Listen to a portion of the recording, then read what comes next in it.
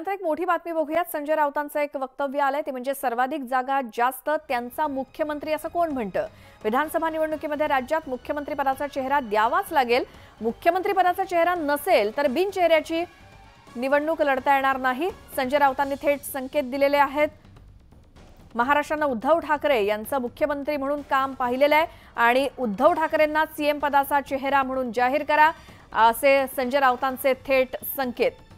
बिनचेहऱ्याचं सरकार अजिबात चालणार नाही। महाविकास आघाडीला जे यश मिळालंय त्यात उद्धव ठाकरेंनी मुख्यमंत्री पद जे भूषवलं त्या नेतृत्वाचा परिणाम आहे आणि उद्धव ठाकरेंना सीएम पदाचा चेहरा जाहीर करा, असे थेट संकेत संजय राऊत यांचे। महाविकास आघाडी एकत्र असेल तरी मुख्यमंत्री पदाचा चेहरा पाहावा लागेल आणि बिनचेहऱ्याचं सरकार अजिबात चालणार नाही। त्यामुळे निवडणुकीसाठी सीएम पदाचा चेहरा हा हवाच आणि उद्धव ठाकरेंना सीएम पदाचा चेहरा जाहीर करा, असं संजय राऊत यांचं म्हणणं। आगामी विधानसभा निवडणुकीसाठी सर्वच पक्षांनी मोर्चे बांधणी सुरू केली आहे।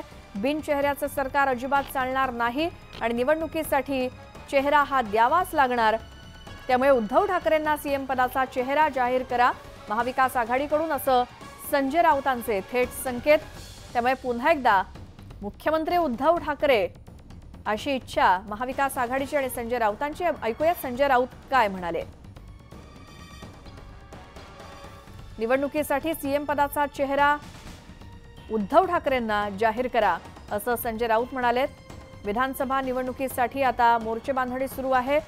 महाविकास आघाडीला लोकसभेमध्ये मिळालेलं यश पाहता आता विधानसभेच्या दृष्टीने सुद्धा आशा अपेक्षा उंचावलेल्या आहेत महाविकास आघाडीच्या राज्यामध्ये आणि त्यामुळे आता जोमानं कामाला लागणार आहे महाविकास आघाडी राज्यामध्ये।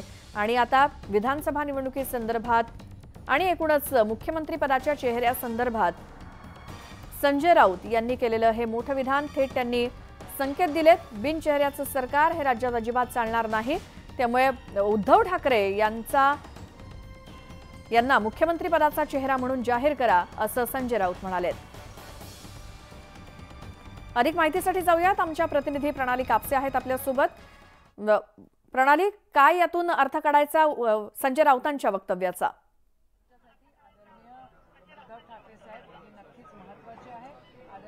नक्कीच आपण हेच यशोमती ठाकूर यांच्याकडनं जाणून घेण्याचा प्रयत्न करत आहोत।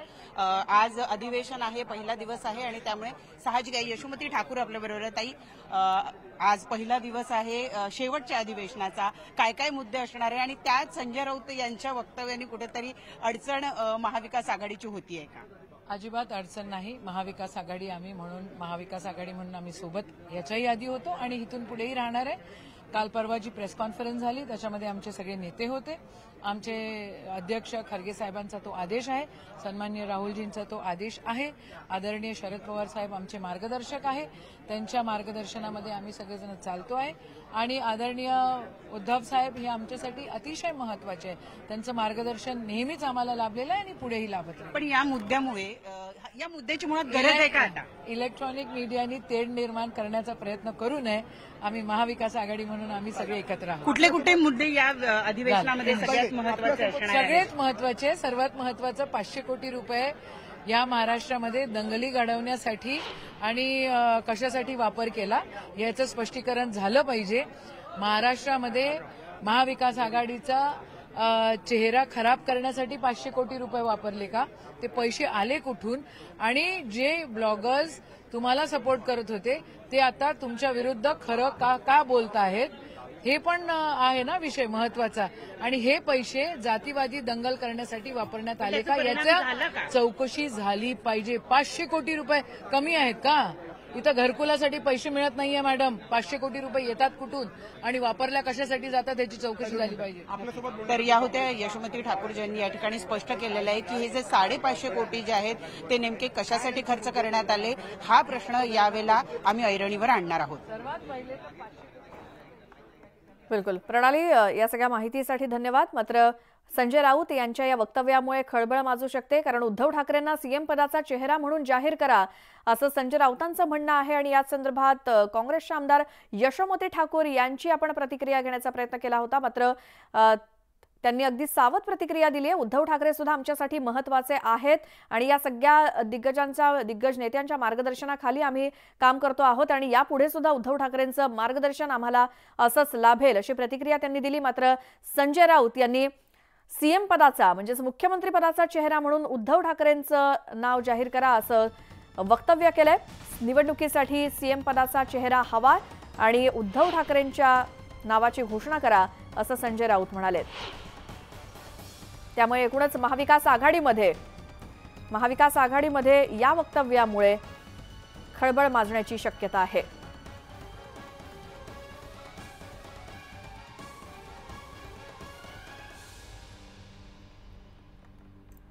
आजपासून अधिवेशनाला सुरुवात होतीये आणि त्यात संजय राऊत यांनी केलेले हे वक्तव्य। विधानसभा निवडणुकीला अवघे 100 दिवस आता बाकी आहेत आणि ठाकरेंच्या पक्षाचे खासदार संजय राऊत यांनी महाविकास आघाडीला सुरुंग लावण्याचं विधान केलंय। विधानसभा निवडणुकीसाठी महाविकास आघाडीनं मुख्यमंत्री पदाचा उमेदवार घोषित केला पाहिजे अशी मागणी करतानाच उद्धव ठाकरे यांनी यापूर्वी महाविकास आघाडीचं नेतृत्व केल्याचं संजय राऊत यांनी म्हटलंय। आणि संजय राऊत यांनी एक प्रकारे उद्धव ठाकरे यांना मुख्यमंत्री पदाचा उमेदवार घोषित करण्याची अप्रत्यक्षपणे मागणी केली आहे आणि मुख्यमंत्री पदाचा चेहरा नसेल तर बिनचेहऱ्याची निवडणूक लढता येणार नाही असं संजय राऊत म्हणाले। पूजन या नावाने वारकरी संप्रदायाचा खूपच मोठा कार्यक्रम होता। भारतीय जनता पार्टीचा कोथरूडचा सरचिटणीस गिरीश खत्री गेल्या वर्षीपासून हा कार्यक्रम करतो। साधारणतः 5000 वारकरी येतात। काल तर चैतन्य महाराज देगलूरकरांचं प्रवचन होतं आणि त्यामुळे कॅबिनेटची बैठक सुरू झाल्या माननीय मुख्यमंत्री महोदय आणि दोन्ही उपमुख्यमंत्री महोदय यांची परवानगी घेऊन मी पुण्याला गेलो, कारण सध्या पावसापाण्याचं ट्रॅफिक लागलं तर 8:30 पर्यंत मी पोचायचो होतं। शेवटी 9 वाजलेच आणि एवढे सगळे वारकरी त्यांना नंतर प्रसादाचं जेवण होतं त्यासाठी थांबले होते। त्यामुळे मी कॅबिनेटच्या मीटिंगमधून निघून गेलो नावाचा जो काय म्हणतात नॅरेटिव्ह, मराठी शब्द एकदा द्यावं मला, नॅरेटिव्ह क्रिएट करण्याचा प्रयत्न चाललाय तो चुकीचा आहे।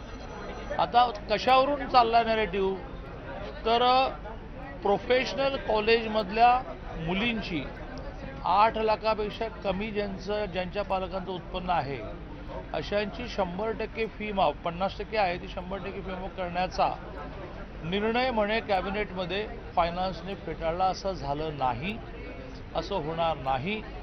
केवळ आचारसंहिता अजून 2 दिवस मुंबईतली चालेल, पदवीधर आणि शिक्षकची। वोटिंग काल झालं, काउंटिंग त्याचं खूप 24 तास चालतं। काउंटिंग नंतर ज्यावेळेला सर्टिफिकेट दिलं जातं मग निवडणूक आयोग आचारसंहिता मागे घेतली, आचारसंहिता संपली असं नोटिफिकेशन काढतं। तोपर्यंत तुम्हाला कोणतेही मोठे निर्णय मतदारांना आकृष्ट करणारे करता येत नाहीत आणि त्यामुळे कॅबिनेटमध्ये चर्चा झाली आणि चर्चा होऊन आचारसंहिता संपल्यानंतर करू असं म्हणून विषय पेंडिंग राहिला। राज्याचे मुख्यमंत्री आणि दोन्ही उपमुख्यमंत्री मुलींच्या शिक्षणाच्या बाबतीत इतके संवेदनशील आहेत की असा विषय कोणी स्वप्नातही आणण्याचं कारण नाही। टेक्निकल कारणाने काल निर्णय झाला नाही, त्यामुळे मी काय निघून गेलो नाही, मी परवानगीने पुण्याच्या कार्यक्रमाला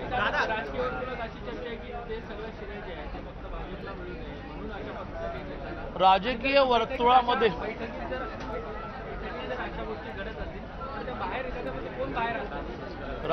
वर्तुळामध्ये चर्चा आणि त्या चर्चेला तुम्ही फुलवणं हे तर तुमचं कामच आहे ना। त्यांनी चर्चा करायची असते आणि त्या चालवायच्या असतात तुम्ही, आणि ते चुकीचं काही नाही। प्रत्येकजण आपली आपली ड्युटी व्यवस्थित करतोय, आम्ही आमची ड्युटी व्यवस्थित करतो की आम्ही मुलींच्या प्रामुख्याने आर्ट्स सायन्स कॉमर्सला तर 100% फी माफ केव्हा। तर आता अधिवेशनाचा पहिला दिवस आहे। चंद्रकांत पाटील बोलत होते विधान भवन परिसरामध्ये आणि तिथूनच आपल्या प्रतिनिधी प्रणाली कापसे आपल्या सोबत आहेत। पुन्हा एकदा जाऊयात त्यांच्याकडे। मात्र संजय राऊत यांनी जे काही वक्तव्य केलंय त्यावरनं महाविकास आघाडीमध्ये खळबळ माजण्याची शक्यता आहे। चेहरा असला पाहिजे, त्याशिवाय काही ही निवडणूक लढणं सोपं होणार नाही. मला वाटतं महाविकास आघाडी म्हणून आदरणीय पवार साहेब असतील, आदरणीय खरगे साहेब असतील, आदरणीय उद्धव साहेब असतील, हे सगळे बसून संयुक्तरित्या कुठल्या दिशेनं या निवडणुकीमध्ये जायचं तो निर्णय त्या ठिकाणी घेतील. परंतु या मुद्द्याची आता गरज आहे का? मला वाटतं प्रत्येक पक्ष आपली भूमिका मांडत असतो, ती भूमिका मांडण्याबद्दल काही गैर आहे असं मला वाटत नाही. परंतु शेवटी संयुक्तिकरित्या आम्ही ज्यावेळी जाऊ त्यावेळी या सगळ्याची चर्चा निश्चितपणे होईल. 2019ला शिवसेना आणि भाजप एकत्रित निवडणूक लढले, परंतु मुख्यमंत्री पदाच्या मुद्द्यावरून आयत्या वेळेला त्यांचं फाटलं, असा प्रकार हा महाविकास आघाडीच्या बाबतीत नाही का घडला? नाही, महाराष्ट्रातल्या जनतेची इच्छा आहे महाविकास आघाडी टिकावी म्हणून. महाविकास आघाडीच्या बाजूने मॅन्डेट दिलेलं आहे, त्यामुळे आमच्यात कुठलाही तसा वादाचा मुद्दा येणार नाही, मतभेद होणार नाही. कारण की हे नॅचरल अलायन्स 2019 पासून जे आमच्या तिघांचं झालं, तुम्ही बघितलं की राज्यातल्या सत्तेमध्ये आम्ही एकत्रित राहिलो. अनेक विधान परिषद निवडणुकामध्ये ठीक आहे उमेदवारीचं मागं पुढं झालं तरी आम्ही एकत्रित राहिलो. लोकसभेच्या निवडणुकीमध्ये आम्ही एकत्रित राहिलो. पोटनिवडणुका झाल्या या राज्यामध्ये, तिथं आम्ही एकत्रित राहिलो. त्यामुळे ठीक आहे एखादा दुसरा मुद्दा इकडं तिकडं होता, याचा अर्थ आमच्यात काही अडचण आहे असं होत नाही. आम्ही शेवटी मी म्हटलं तसं आमचं दायित्व हे महाराष्ट्रातल्या जनतेप्रती आहे आणि महाराष्ट्रातल्या जनतेची इच्छा आहे आम्ही एकत्रितपणे या राज्यामध्ये लोकांना न्याय द्यावा आणि तो न्याय आम्ही निश्चितपणे देऊ. एक शेवटचा प्रश्न की काँग्रेस हायकमांड दिल्लीतलं म्हणत आहे की राज्यामध्ये छोटा भाऊ मोठा भाऊ या वादामध्ये पडू नका. ती चर्चा जुनी झालेली आहे, आता तो काही विषय चर्चेला आज नाही आहे. यावेळेला कुठले मुद्दे तुमच्या राज्यामध्ये बेरोजगारी हा महत्वाचा विषय.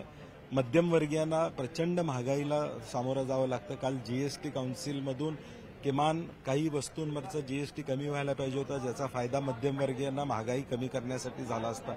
बेरोजगारी आहेच, 75,000ची नोकर भरते.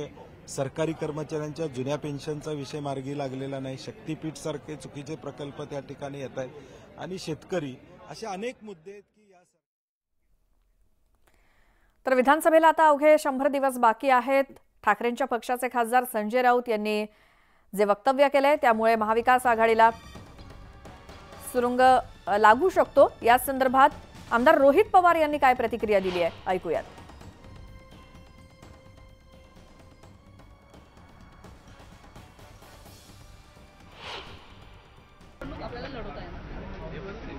महाविकास आघाडी जेव्हा आपण केली त्यावेळेस कोणालाच माहीत नव्हतं काय होणार आहे. त्यामुळे आता पवार साहेब राऊत साहेबांशी बोलतील, उद्धव ठाकरे साहेब असतील, काँग्रेसचे नेते तिथं बोलतील. त्यामुळे ही लढाई मुख्यमंत्री पदाची नाही, पण ही लढाई स्वाभिमानाची आहे. सामान्य लोकांच्या हिताचं सरकार या महाराष्ट्रामध्ये आणण्याची लढाई आहे.